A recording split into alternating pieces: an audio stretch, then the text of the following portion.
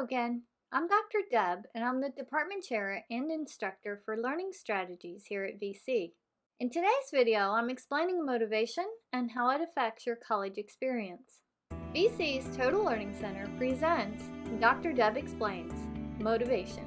Motivation is what drives us to accomplish our goals and desires. Essentially, it's what gets us out of bed in the morning. So we all know that it's easy to do the things that we are motivated or driven to do.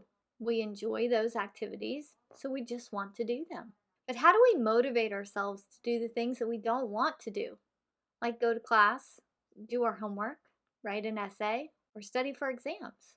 Naturally, we're more motivated to sit on the couch and watch Netflix. So how can we motivate ourselves to do what needs to be done? It may help us to realize that there are two different types of motivation that we could use: intrinsic and extrinsic. Intrinsic motivation is the inner desire to do something or achieve something. The joy we get out of baking a cake would be an example of intrinsic motivation. We bake the cake because we enjoy the process of baking.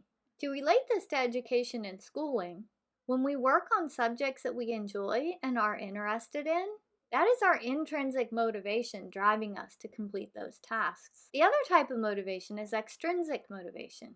That is when something external or outside of ourselves provides a reason for accomplishing the task or goal.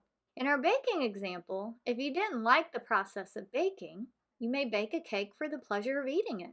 In more realistic terms, many people go to work for the external reward or external motivation of the paycheck that they receive at the end of the week or the month.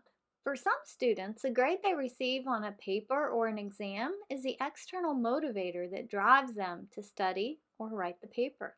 Knowing the difference between the two types of motivation is the key to developing the motivation when it doesn't already exist. It is up to you as a student to find the inner drive, the intrinsic motivation, or the external motivator, the extrinsic motivation, to complete the tasks and responsibilities of a college student.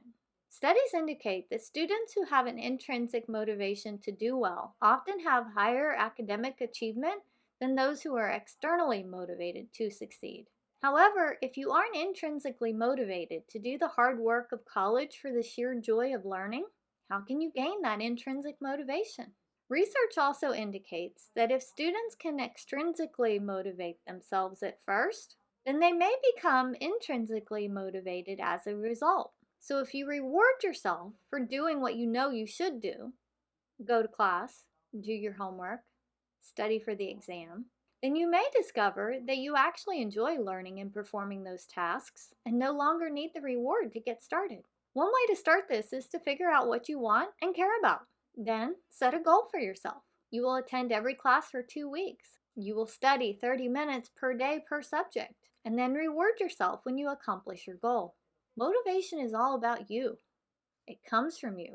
You are the only one that can motivate yourself to do what needs to be done. We can help you learn the skills and strategies to help you be more effective, but you are the only one that can decide to use those skills and strategies. Leave a comment below and tell me what you think about this concept and how it can help you learn.